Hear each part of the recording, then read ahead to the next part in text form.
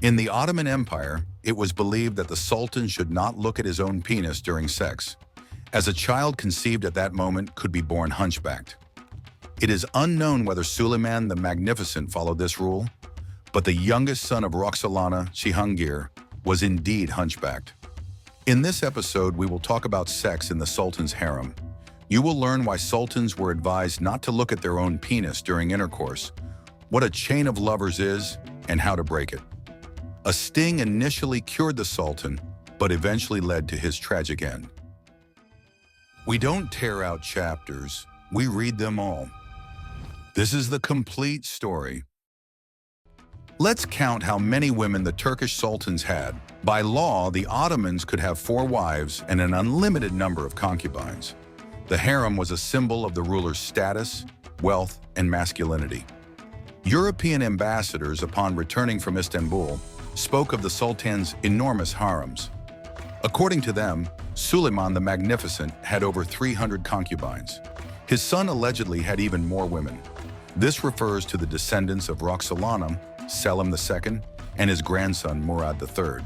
However, the ambassadors clearly exaggerated. More precise records can be found in the color books of Istanbul's Topkapi Palace. Suleiman the Magnificent's harem had 167 women, Selim II's had 73, and Murad III's had around 150. The Sultan's harems primarily consisted of Christian and Jewish women who entered between the ages of 12 and 15. The Quran forbade taking Muslim women captive and keeping them as concubines, so the Sultan's concubines were primarily Ukrainians, Greeks, Albanians, Bosnians, Georgians, and Circassians. The most beautiful slaves were given to the ruler by officials and Crimean Khans seeking his favor. To enter the Sultan's harem, girls had to pass a strict selection process, with an important stage being a virginity test, which was conducted after they left their homeland. They also had to ensure that the slaves' genitals were not too loose, as it was believed that men derived less pleasure from such women. Large breasts were also undesirable, as the female body had to be in perfect harmony. After the first stage of selection, the best candidates were deliberately exposed to lice. Ottoman midwives believed that lice did not survive on people with leprosy or cholera. To check their mental health, they were observed at night. If a slave snored or talked in her sleep, she was rejected. After passing these tests, the slaves were placed in a month-long quarantine and then underwent 2 years of training. They had to learn Arabic, Persian, and Ottoman Turkish, confidently recite the Quran, dance seductively, appreciate poetry, and play musical instruments. It was an intensive curriculum, and for many, all these efforts were in vain. All the girls in the harem were paid. Even low-ranking concubines received 6 akshay per day. In modern terms, this amounts to approximately $18. From time to time, the Sultan would throw lavish parties in the harem. A girl who pleased the ruler would receive a silk scarf from him, a sign that she would lose her virginity that night. Before an intimate encounter, the chosen girl underwent a ritual cleansing. All hair was removed from her body using wax, and fragrances were applied to her skin. This preparation was accompanied by singing and dancing.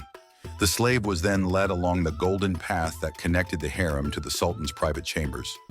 Dressed in magnificent attire and perfumed, she entered the room alone. As a sign of respect, she walked from the door to the bed and kissed the Sultan's leg upon his signal. Then the concubine climbed under the blanket. According to Islamic law, a man was not allowed to expose his genitals in front of a woman, so he kept them covered with clothing or sheets. If the concubine became pregnant, she was immediately sent to the Old Palace on Beyazid Square in Istanbul, where she received financial support for maids and prepared for childbirth. If she gave birth to a son, she lost the right to further intimacy with the Sultan. Her sole focus became raising her son, with the hope that he might one day ascend to the Ottoman throne. However, if she gave birth to a daughter, she could continue sharing the Sultan's bed at his discretion. These strict rules of the Sultan's harem were broken by Roxolana, who became the mother of 6 children, 5 sons and a daughter. Concubines who never had intimacy with the Sultan were freed from slavery after 8 years and were married to high-ranking officials. Harem women greatly valued the opportunity to share the ruler's bed, though there were exceptions. One of Suleiman the Magnificent's concubines, Gulfem, sold her right to the Sultan's bed to a Venetian chamberlain. For this betrayal, she was sewn into a leather sack and thrown into the Bosphorus. The great rulers of the Ottoman dynasty were highly knowledgeable about matters of pleasure. They even had their own version of the Kama Sutra. A special genre of treatises called Bahnameh was dedicated to sexual matters in the Islamic world. The first Bahnamehs were written as early as the 9th century. Their authors combined knowledge from ancient physicians with their own observations. This literature reached the Ottomans in the first half of the 15th century. In total, there are over 50 known Ottoman Bahnamehs, most of which have been translated. The most famous of these is The Return of the Old to Youth by the Power of Sex, which was translated from Arabic by the scholar and physician Kamal Pasha Zaidan. Now let's read a short excerpt.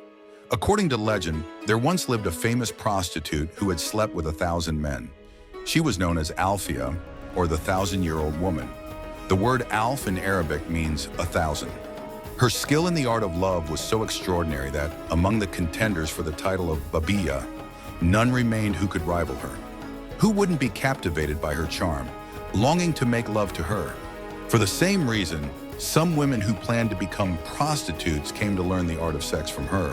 Who wouldn't be captivated by her charm, longing to make love to her? For the same reason, some women who planned to become prostitutes came to learn the art of sex from her. Alfia shares her story and describes 51 different positions, which she categorizes into groups: lying, sitting, standing, side-lying, and several variations for different styles. After discussing these positions in detail, Alfia talks about the importance of touch and gives a list of areas on both the woman's and man's bodies that can be caressed and kissed. She also shares techniques for slowing down or speeding up sexual intercourse. The Bahnam often includes spicy stories, supposedly based on real events. In The Return of the Old to Youth by the Power of Sex, these stories have titles that resemble modern adult film names, such as The Passionate Girl and Her Negro Lover, The Wife, the Eunuch, and the Mule Driver, and The Widow Who Made Love to a Blind Man. In one of these stories, a woman named Bagdadada visits her late husband's grave, where she sees a blind man reading prayers for peace. He is sleeping and has an erection. Unable to resist, the widow makes love to the blind man, and the story justifies her actions. In the same way, good sex requires a suitable partner. The great Ottomans were also helped by literature in this regard. The illustrated treatise, Natural Impulses of Desire, from the 17th century contains a detailed classification of female genitalia. The author, Mustafa al-Bulfas, distinguishes 8 types: luxurious, raw, dense, delicate, oily, dry, wide, and deep. For example, the delicate type is described as having equal upper and lower parts, with a short distance to the uterus and a fast-opening vagina. Lovers of this type prefer quick pleasure, which a medium-sized member can provide. If there are too many movements, the woman may feel pain due to the tenderness of her vagina. This work also advises men on how to choose a partner based on her physical appearance. It suggests that if the mouth of a woman is small, her vagina is likely to be narrow, and a tongue that is too red could be a sign of poor lubrication. The Bahnam advises sultans to avoid such women.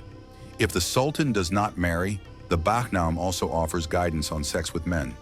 For example, the short story Chain of Lovers is about how young men, after engaging in trapeze performances and interesting conversations, arranged an orgy. The author also gives advice on how men can seduce boys and how to make love to hermaphrodites. By the way, this was one of Sultan Selim's favorite stories. Selim, the formidable father of Suleiman, who ruled in the early 16th century, had a controversial intimate life.